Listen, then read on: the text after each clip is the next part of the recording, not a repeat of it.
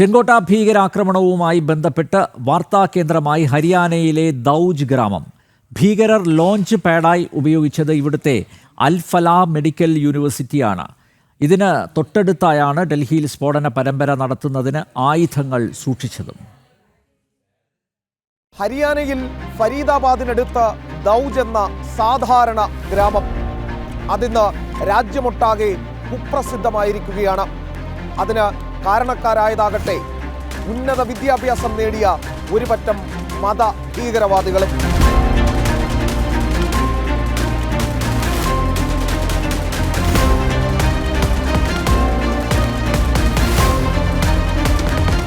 ചെങ്കോട്ടയിൽ ഭീകരാക്രമണം നടത്തിയ ഡോക്ടർമാർ ജോലി ചെയ്തിരുന്ന ആശുപത്രിയാണ് ദൗജ് ഗ്രാമത്തിലെ അൽ-ഫലാഹ് മെഡിക്കൽ യൂണിവേഴ്സിറ്റി. ഇവിടം ലോഞ്ച് പാഡ് ആക്കിയായിരുന്നു ഭീകരരുടെ പ്രവർത്തനം. ജെയ്ഷെ മുഹമ്മദിന്റെ ഇന്ത്യയിലെ വനിതാ വിഭാഗം നേതാവ് ഷഹീൻ ഉൾപ്പെടെ ഡൽഹിയിൽ സ്ഫോടന പരമ്പര ആസൂത്രണം ചെയ്തത് ഇവിടെ ജോലി ചെയ്ത് വരുന്നതിനിടെയാണ്. കശ്മീർ സ്വദേശികളായ ഭീകരർക്ക് സ്ഫോടക വസ്തുക്കളും പണവും നൽകിയത് ഇവിടുത്തെ ഡോക്ടർ കൂടിയായ ലക്നൗ സ്വദേശി ഷഹീനാണ്. അൽ-ഫലാഹ് മെഡിക്കൽ യൂണിവേഴ്സിറ്റിക്ക് സമീപത്തെ പള്ളിയിലെ ഇമാം മുഹമ്മദ് ഇസ്താഖായിരുന്നു ഇവർക്ക് വേണ്ട പ്രാദേശിക സഹായം മുഴുവൻ ചെയ്തതും. 3 വർഷത്തിലധികമായി ജെയ്ഷെ ബന്ധമുള്ള ഭീകരപ്രവർത്തകർ ഇവിടെ തുടരുന്നു.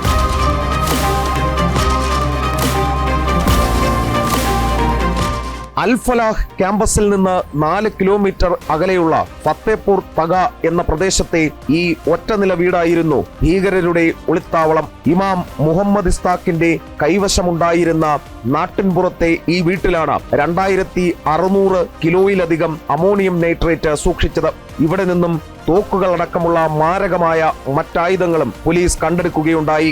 മെഡിക്കൽ യൂണിവേഴ്സിറ്റിയിലും ഈ വീട്ടിലും ഭീകരരെ കാണാൻ നിരവധി പേർ എത്തിയതായി വിവരമുണ്ട്. കാർഷിക ഗ്രാമമായ ഇവിടെ അമോണിയം നൈട്രേറ്റ് സംഘടിപ്പിക്കുന്നതിന് പ്രാദേശിക സഹായം കിട്ടിയതായി അന്വേഷണ സംഘം കണ്ടെത്തിയിട്ടുണ്ട്. ഗ്രാമങ്ങളിൽ ആസൂത്രണം ചെയ്ത് നഗരങ്ങളെ ചുട്ടരിക്കുന്ന ഈ വൈറ്റ് കോളർ ടെററിസ്റ്റുകൾ രാജ്യത്തിനാകെ ഭീഷണിയായി മാറുകയാണ്. ഈ സ്ലീപ്പർ സെല്ലുകളെ കണ്ടെത്തുക എന്നുള്ളത് വലിയ ശ്രമകരമായ പണിയും. നിതാന്ത ജാഗ്രത മാത്രമാണ് ഏക പോംവഴി. ക്യാമറമാൻ ഉണ്ണിക്കൊപ്പം എസ് ശ്രീകാന്ത്, ജനം, ഫരീദാബാദ്.